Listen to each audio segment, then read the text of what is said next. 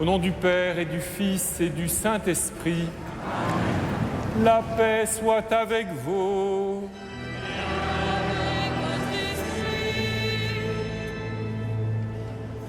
Que la paix du Seigneur soit avec vous tous rassemblés dans cette cathédrale pour participer à cette messe dominicale ou pour visiter notre cathédrale Notre-Dame de Paris. Qu'elle soit avec vous, téléspectateurs de KTO ou auditeurs de Radio Notre-Dame, tous ensemble rassemblés avec tous les chrétiens qui se sont réunis ou qui se réunissent en ce dimanche.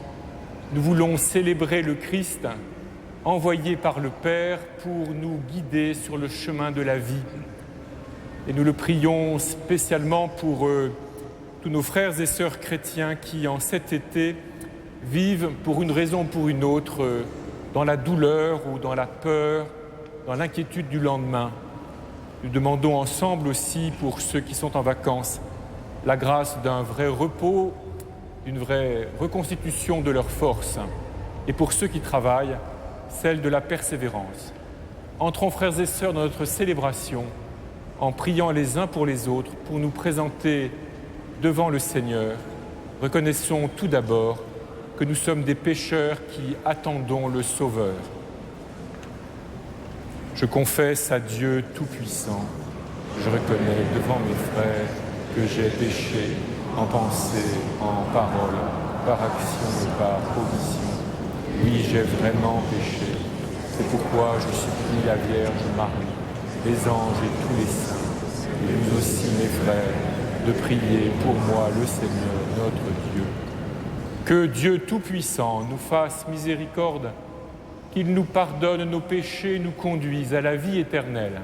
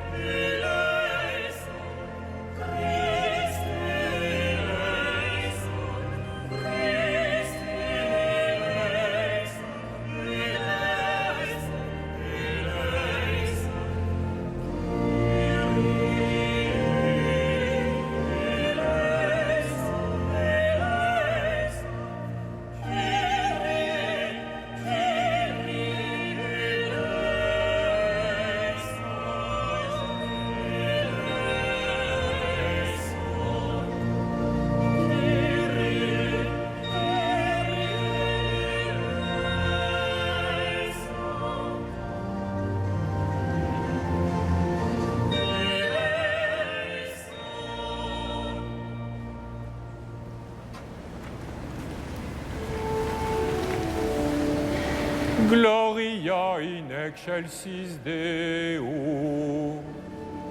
Et in terra pax hominibus bone voluntatis.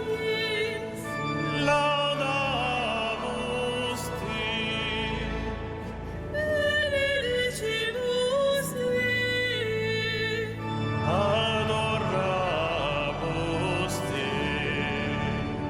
Glorificamus te. Gratias agimus tibi, propter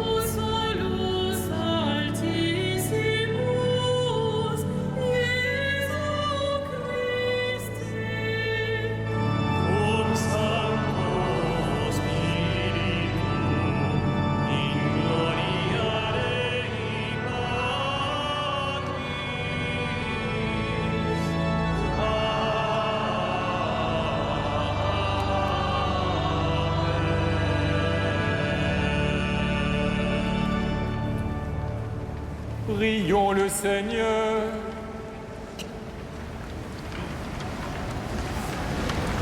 Dieu éternel et tout-puissant, toi que nous pouvons déjà appeler notre Père, fais grandir en nos cœurs l'esprit filial, afin que nous soyons capables d'entrer un jour dans l'héritage qui nous est promis. Par Jésus-Christ, ton Fils, notre Seigneur et notre Dieu, qui règne avec toi et le Saint-Esprit, maintenant et pour les siècles des siècles.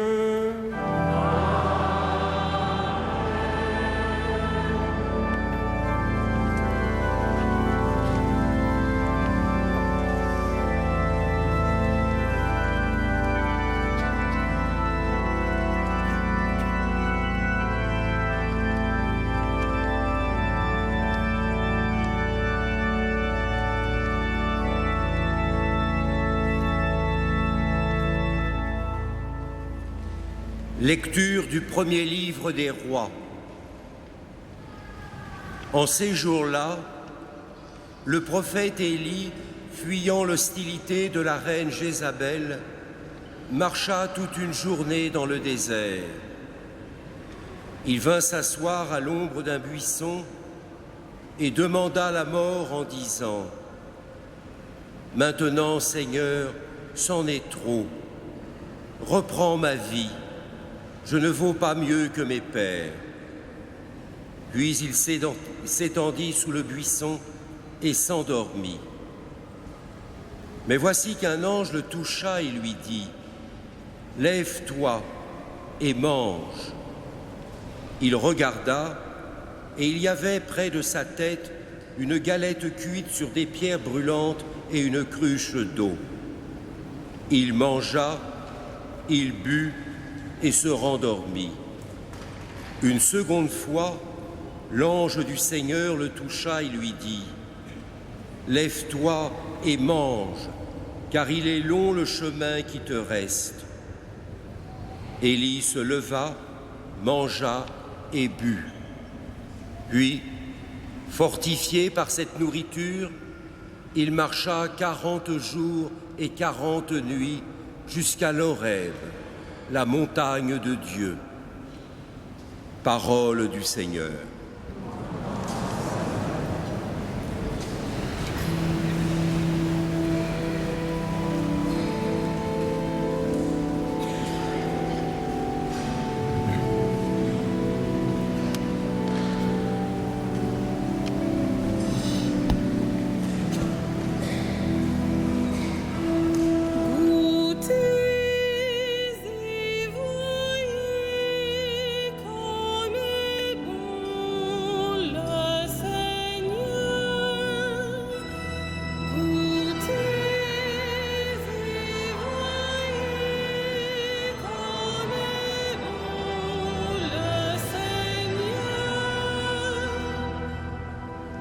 Je bénirai le Seigneur en tout temps, sa louange sans cesse à mes lèvres.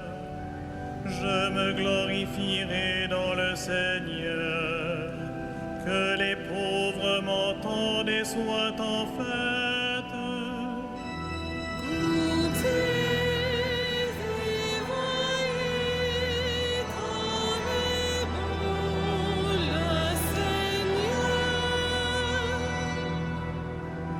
Magnifiez avec moi le Seigneur, exaltons tous ensemble son nom. Je cherche le Seigneur, il me répond.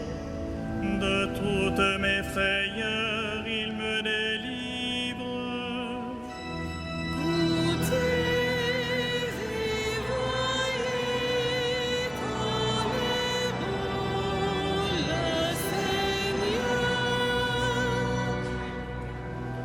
Qui regarde vers lui resplendira, sans ombre ni trouble au visage. Un pauvre cri, le Seigneur entend, il le sauve de toutes ses angoisses.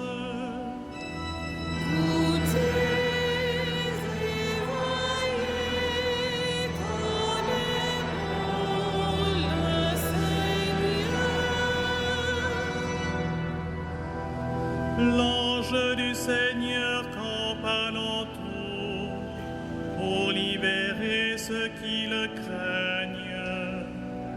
Goûtez et voyez, le Seigneur est bon.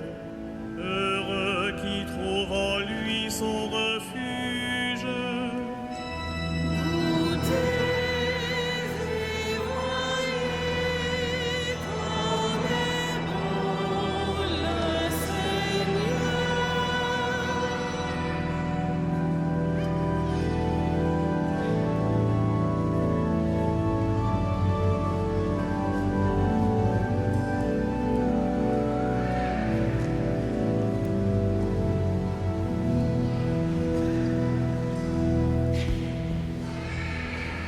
Lecture de la lettre de Saint Paul apôtre aux Éphésiens.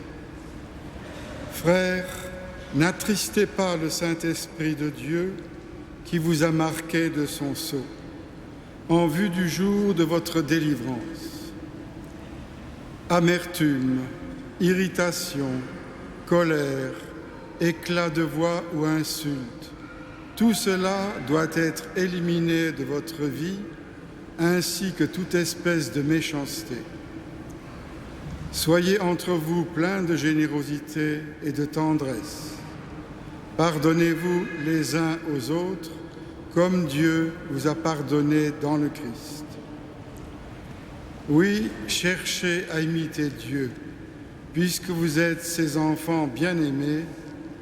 Vivez dans l'amour comme le Christ nous a aimés et s'est livré lui-même pour nous, s'offrant en sacrifice à Dieu comme un parfum d'agréable odeur.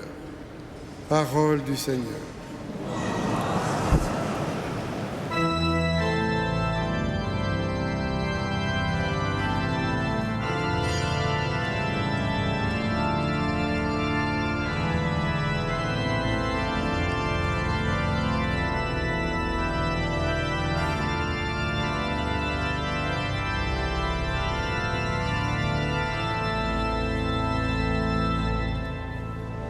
Alléluia, Alléluia, Alléluia. Alléluia, Alléluia, Alléluia. Moi, je suis le pain vivant qui est descendu du ciel, dit le Seigneur. Si quelqu'un mange de ce pain, il vivra éternellement. Alléluia, Alléluia,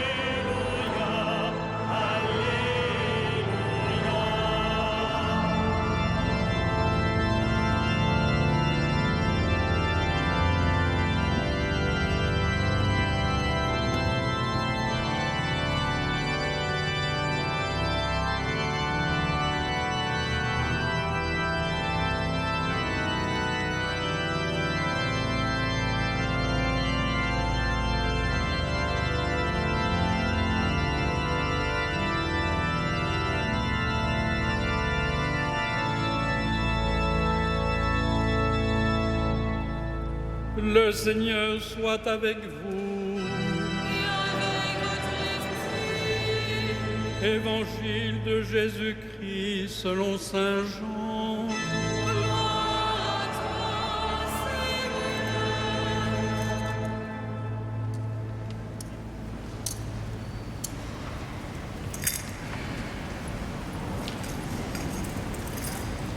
Seigneur. En ce temps-là, les Juifs récriminaient contre Jésus parce qu'il avait déclaré « Moi, je suis le pain qui est descendu du ciel ».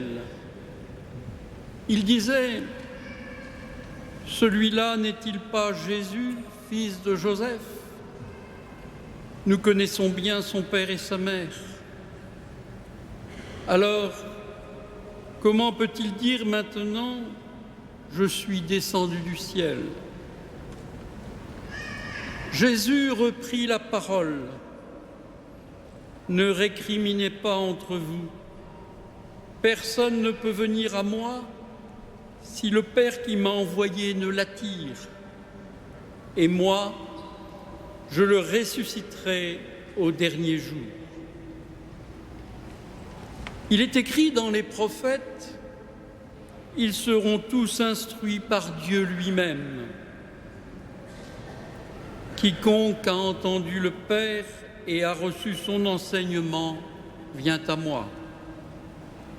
Certes, personne n'a jamais vu le Père, sinon celui qui vient de Dieu. Celui-là seul a vu le Père. Amen, amen, je vous le dis. Il a la vie éternelle, celui qui croit. Moi, je suis le pain de la vie. Au désert, vos pères ont mangé la manne et ils sont morts. Mais le pain qui descend du ciel est tel que celui qui en mange ne mourra pas. Moi, je suis le pain vivant qui est descendu du ciel. Si quelqu'un mange de ce pain, il vivra éternellement. Le pain que je donnerai, c'est ma chair, donnée pour la vie du monde. Acclamons la parole de Dieu. Louange à toi, Seigneur Jésus.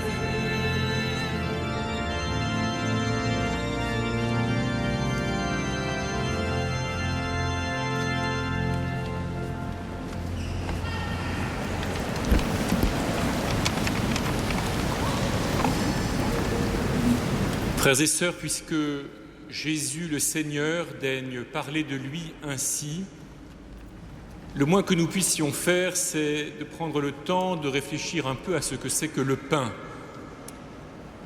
Et la première caractéristique, ou en tout cas une des premières caractéristiques du pain qui peut venir à notre esprit, c'est que le pain, nous ne le ramassons pas sur les arbres, nous ne le cueillons pas dans les herbes.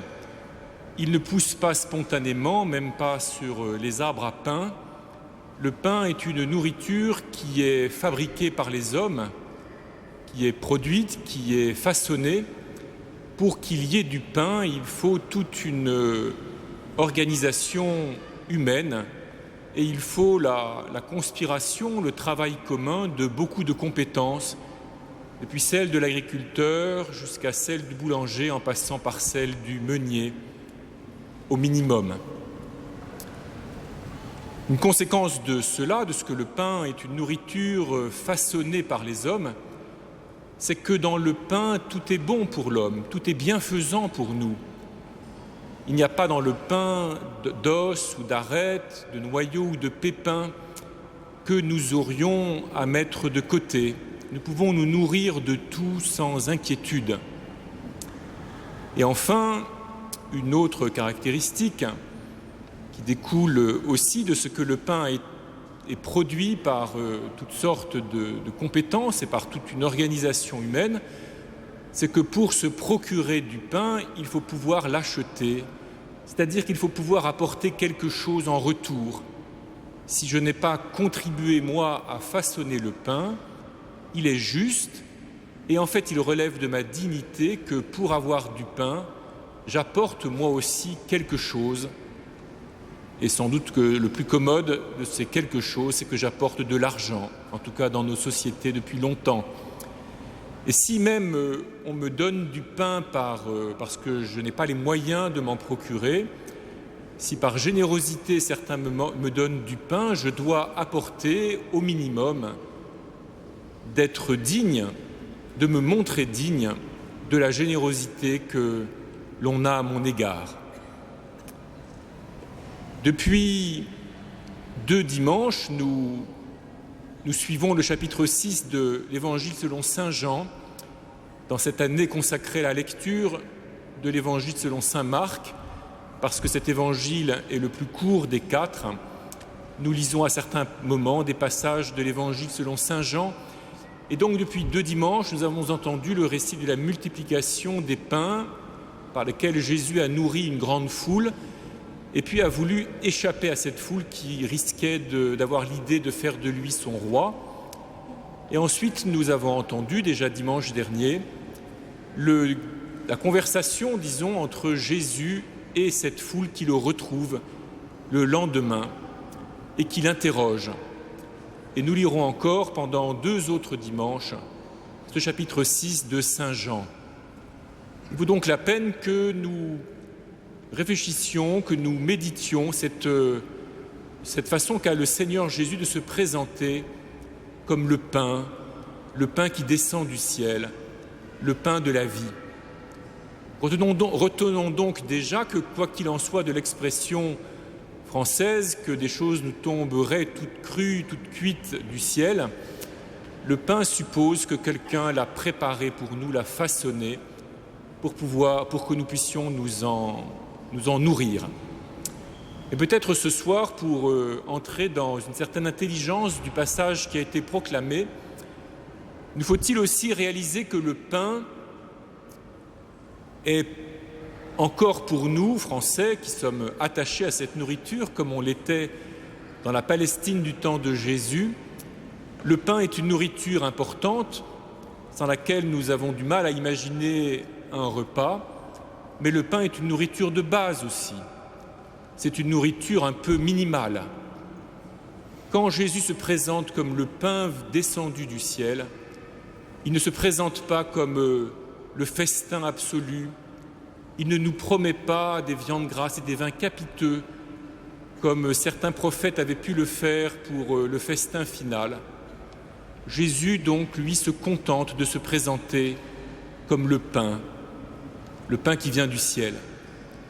La liturgie de ce dimanche, pour nous aider à réfléchir, a voulu nous faire entendre le récit de la fuite du prophète Élie, qui s'enfuit donc d'Israël, poursuivi par la reine Jézabel, et qui s'en va vers la montagne de Dieu, vers l'Horeb, la montagne de la rencontre. Et vous l'avez entendu en route, il est nourri par un ange qui a déposé près de lui, à deux fois, de manière redoublée, du pain cuit sur les pierres chaudes et de l'eau. C'est une nourriture de pauvres, c'est une nourriture de désert. Quand on n'a rien dans le désert, on est content de trouver des galettes cuites sur les pierres et une cruche d'eau. Mais si l'on est chez soi, dans sa vie ordinaire, on trouve sans doute que ce n'est quand même pas une nourriture très abondante ni très variée. Mais c'est une nourriture malgré tout préparée, ce pain qui est apporté au prophète Élie. Il a bien fallu que quelqu'un le produise. Et l'eau, il ne la trouve pas dans une rivière ou dans un puits. Quelqu'un est allé pour lui prendre l'eau au puits et la mettre dans une cruche à côté de lui. Ainsi, nous pouvons comprendre, frères et sœurs, que notre vie est une longue marche vers la montagne de Dieu. Notre vie, en tout cas, nous pouvons en faire une longue, ou en tout cas une grande marche vers la rencontre de Dieu. Jésus, quand il se présente comme le pain venu du ciel, nous promet d'être pour nous la nourriture qui nous accompagnera toujours dans cette marche-là. Il ne vient pas nous promettre l'abondance, la prospérité sur cette terre, même pas la sécurité. Mais quand il se présente comme le pain venu du ciel, il nous promet d'être, lui, la nourriture qui nous permettra de tenir dans cette grande marche vers la montagne de Dieu, et même peut-être la nourriture qui nous permettra de transformer notre vie terrestre, qui ressemble à celle de tous les hommes, et dans laquelle nous sommes préoccupés de tant et tant de choses. Nous avons tant à faire, tant à bâtir, tant à essayer de goûter, d'apprécier, d'admirer. Jésus se fait le pain venu du ciel qui nous aide à transformer notre vie terrestre en une marche vers la montagne de Dieu, vers la rencontre avec Dieu.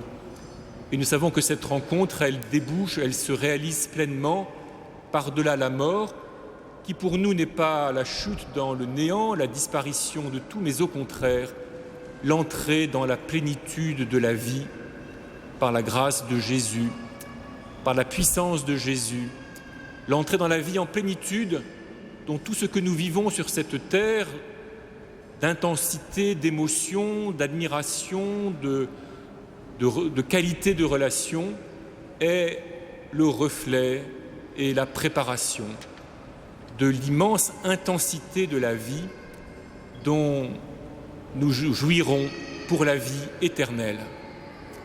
Jésus donc est le pain du ciel, celui qui nous donne déjà la vie éternelle. Il s'engage à cela. C'est une nourriture qui peut paraître pauvre parfois aux yeux des hommes, parce qu'il nous faut nous donner cet objectif-là, d'aller vers la montagne de Dieu et d'accepter d'être nourris de cela qui nous est donné pour cette marche. Nous comprenons que les Juifs qui ont entendu Jésus aient pu s'étonner que le fils de Joseph et de Marie, quelqu'un qui avait vécu au milieu d'eux, grandi à Nazareth, ose se présenter comme le pain venu du ciel. Mais précisément, Jésus est à la fois l'envoyé du Père, il est celui qui vient pour se faire notre nourriture, parce que c'est ce que le Père lui demande, et il est aussi celui qui se fait le pain du ciel, celui qui se fait pour nous la nourriture de la vie éternelle. Et dans le mystère de son incarnation, dans l'abaissement de son incarnation, comme dans les 30 années de sa vie cachée à Nazareth, comme dans les quelques années de sa vie publique, il s'est laissé façonner, travailler, pour que tout de lui puisse pour nous être bienfaisant, pour que tout de lui, ses gestes, ses paroles, et finalement sa vie livrée pour nous sur la croix, tout puisse pour nous être une nourriture qui nous donne, qui nous renouvelle, qui nous donne des forces pour que nous puissions avancer et transformer notre vie en marche vers la montagne de Dieu. Alors de quelle nourriture avons-nous besoin? Que veut dire marcher vers la montagne de Dieu? Eh bien déjà, l'apôtre Paul nous permet de le comprendre un peu lorsqu'il écrit « Cherchez à imiter Dieu » et juste avant « Pardonnez-vous les uns les autres, comme Dieu vous a pardonné dans le Christ ».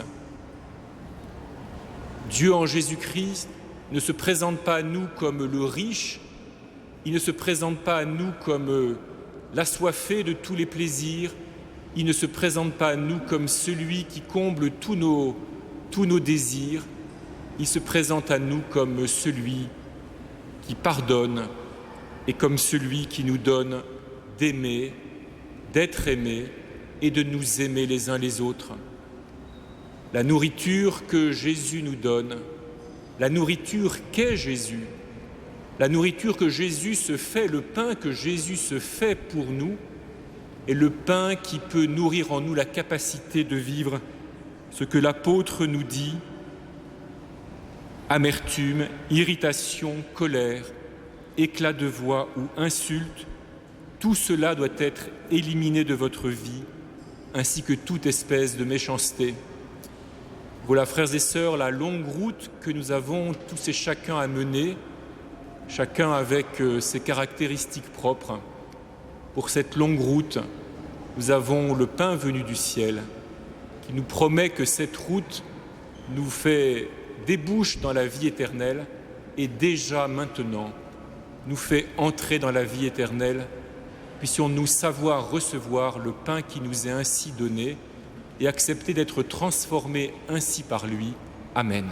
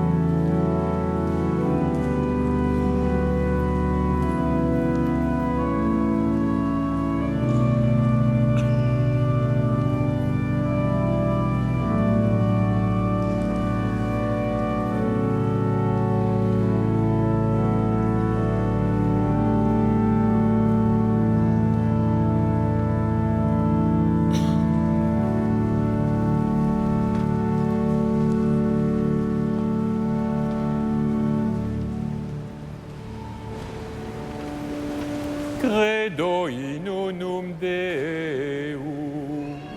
Patrem omnipotentem, factorem celi et terrae, visibilium omnium et invisibilium.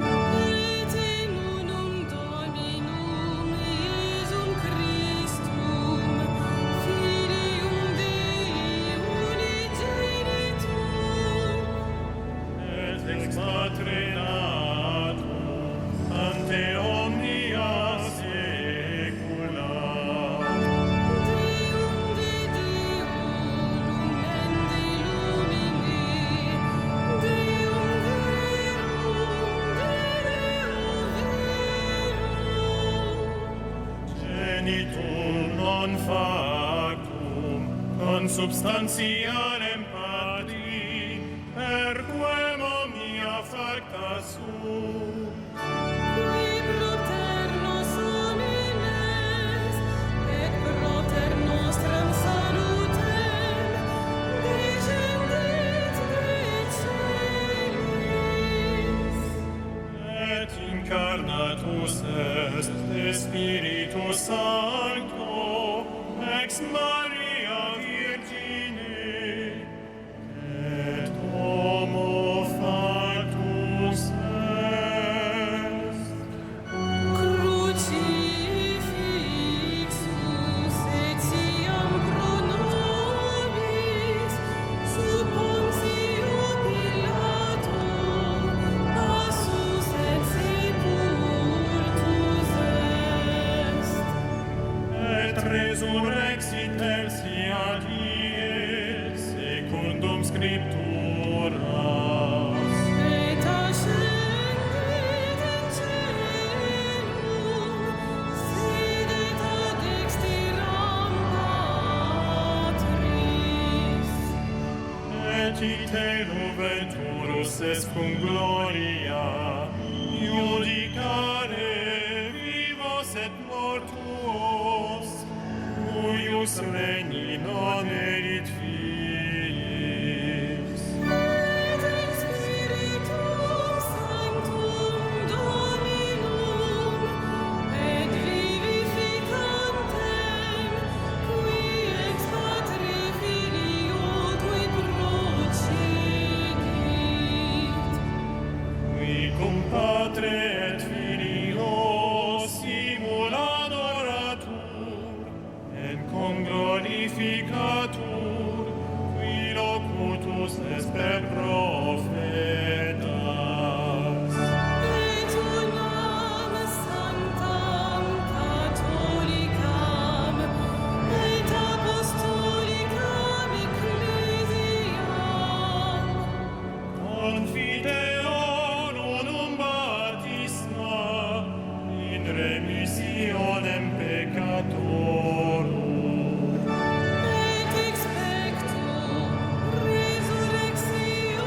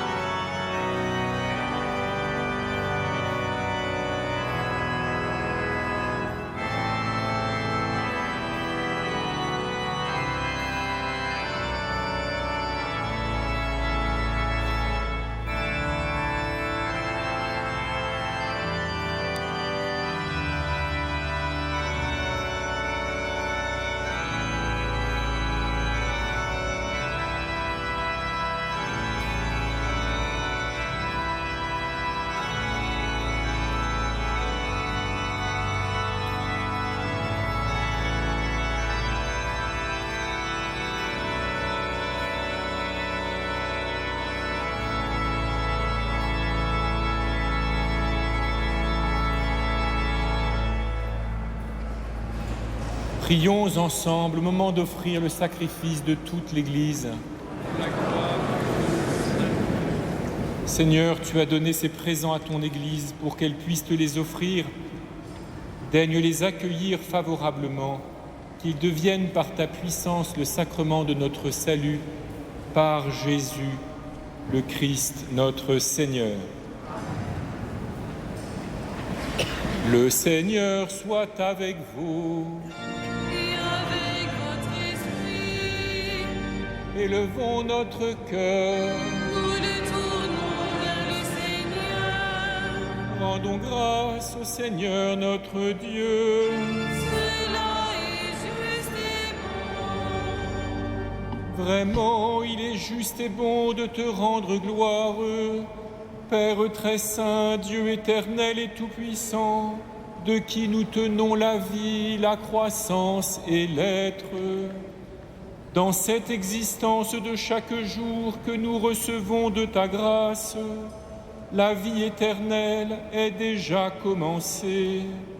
Nous avons reçu les premiers dons de l'Esprit, par qui tu as ressuscité Jésus d'entre les morts, et nous vivons dans l'espérance que s'accomplisse pour nous le mystère de Pâques. C'est pourquoi, avec tous les anges du ciel, nous voulons te bénir et t'acclamer en chantant d'une seule voix.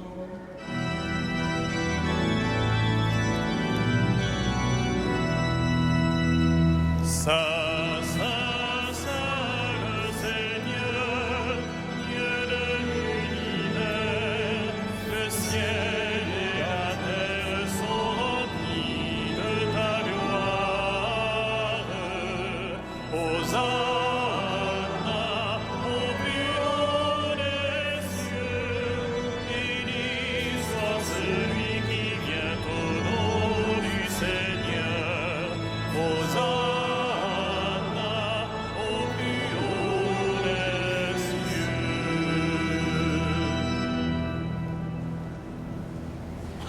Toi qui es vraiment saint, toi qui es la source de toute sainteté, nous voici rassemblés devant toi et dans la communion de toute l'Église. En ce premier jour de la semaine, nous célébrons le jour où le Christ est ressuscité d'entre les morts.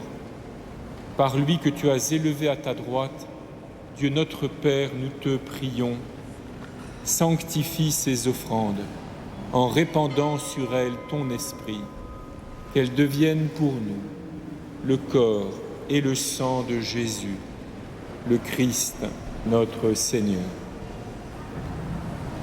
Au moment d'être livré et d'entrer librement dans sa passion, il prit le pain, il rendit grâce, il le rompit et le donna à ses disciples en disant : Prenez et mangez-en tous, ceci est mon corps livré pour vous.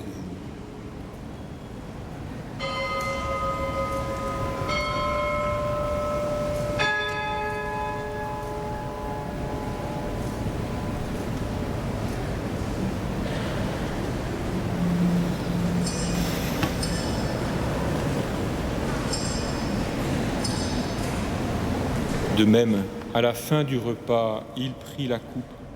De nouveau, il rendit grâce et la donna à ses disciples en disant : Prenez et buvez-en tous, car ceci est la coupe de mon sang, le sang de l'alliance nouvelle et éternelle, qui sera versé pour vous et pour la multitude en rémission des péchés.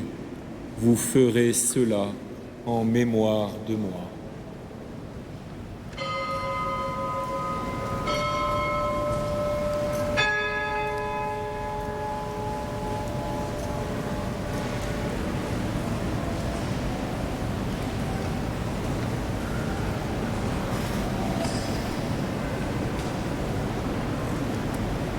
Il est grand le mystère de la foi.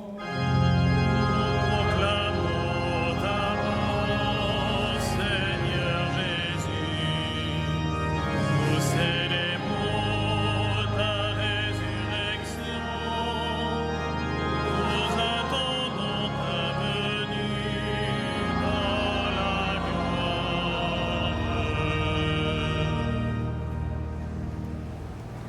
Faisant ici mémoire de la mort et de la résurrection de ton Fils, nous t'offrons, Seigneur, le pain de la vie et la coupe du salut, et nous te rendons grâce, car tu nous as choisis pour servir en ta présence. Humblement, nous te demandons, en ayant part au corps et au sang du Christ, nous soyons rassemblés par l'Esprit Saint en un seul corps.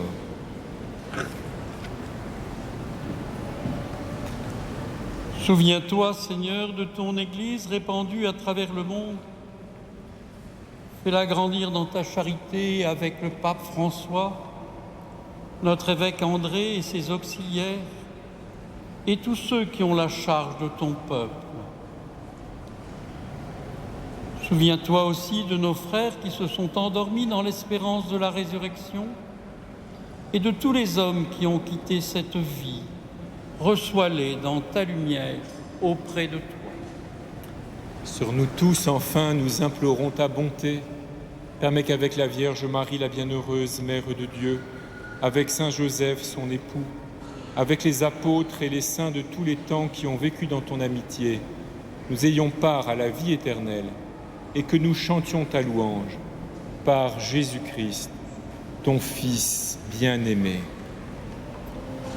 Par lui, avec lui et en lui. À toi, Dieu le Père Tout-Puissant, dans l'unité du Saint-Esprit. Tout honneur et toute gloire pour les siècles des siècles.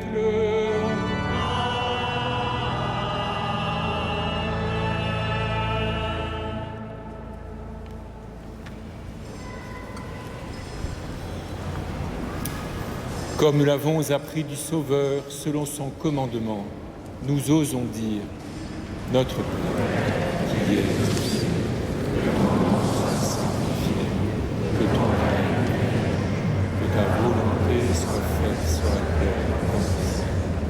Donne-nous aujourd'hui notre pain de ce jour. Pardonne-nous nos offenses, comme nous pardonnons aussi à ceux qui nous ont offensés. Et ne nous soumets pas à la tentation, mais délivre-nous du mal. Délivre-nous de tout mal, Seigneur, et donne la paix à notre temps. Par ta miséricorde, libère-nous du péché, rassure-nous devant les épreuves, en cette vie où nous espérons le bonheur que tu promets et l'avènement de Jésus-Christ, notre Sauveur.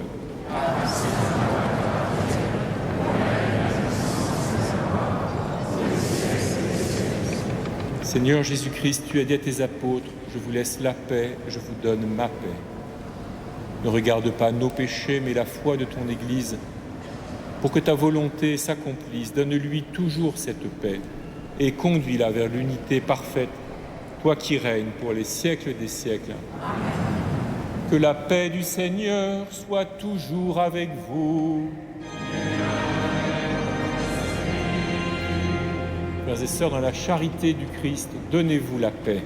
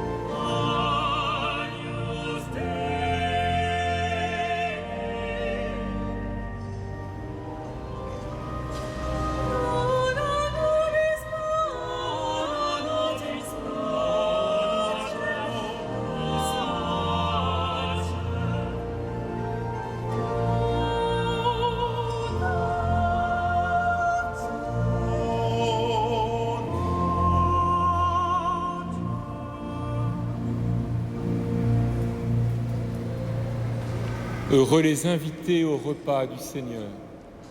Voici l'agneau de Dieu qui enlève le péché du monde.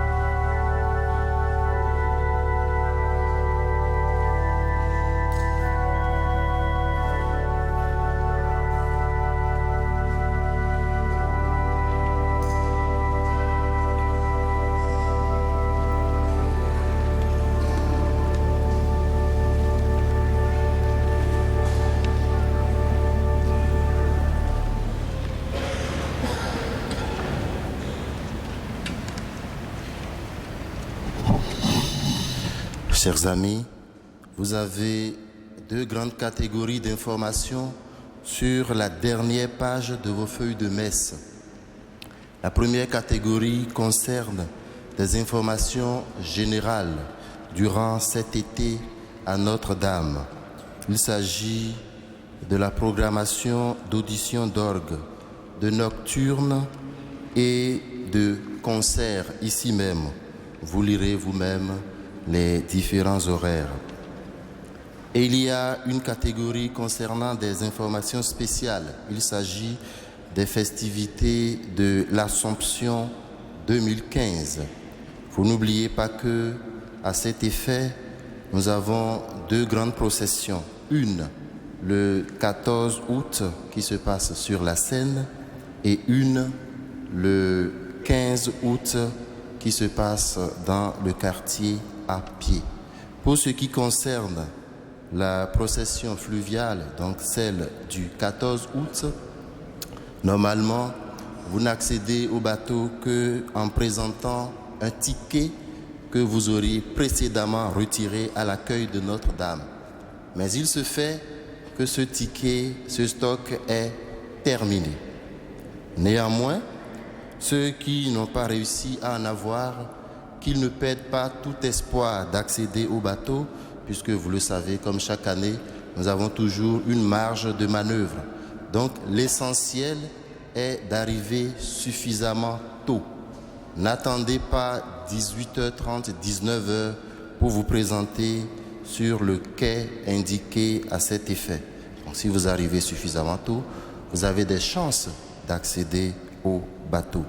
Et pour ceux qui ont réussi à retirer ces contre-marques, n'attendez pas non plus la dernière heure pour vous présenter, parce que il ne serait pas tout à fait juste de laisser ceux qui se seraient présentés depuis 17h et de vous embarquer, vous, qui allez vous présenter à 19h ou même un peu plus tard. Donc pour tout le monde, si vous voulez accéder au bateau, venez suffisamment tôt. Merci. À présent, nous pouvons nous lever pour terminer notre célébration avec Monseigneur Éric de Moulin-Beaufort.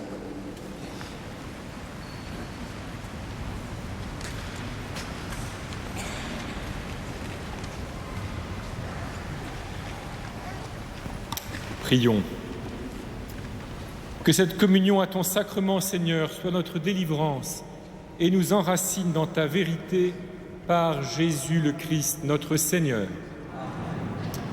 Voilà, frères et sœurs, j'espère que nous serons nombreux le 14 août avec toutes ces possibilités et un peu complications, et puis le 15 août aussi pour célébrer le Seigneur dans le mystère de l'Assomption de la Vierge Marie. J'ai eu ce soir la joie de célébrer la messe avec le Père Pierre-Yves Péqueux, qui est secrétaire général adjoint de la Conférence des évêques de France et que je suis ici heureux de remercier pour l'aide qu'il nous apporte. Le Seigneur soit avec vous. Et avec votre esprit. Que Dieu Tout-Puissant vous bénisse, le Père, le Fils et le Saint-Esprit. Amen. Allez dans la paix du Christ. Nous rendons grâce à Dieu.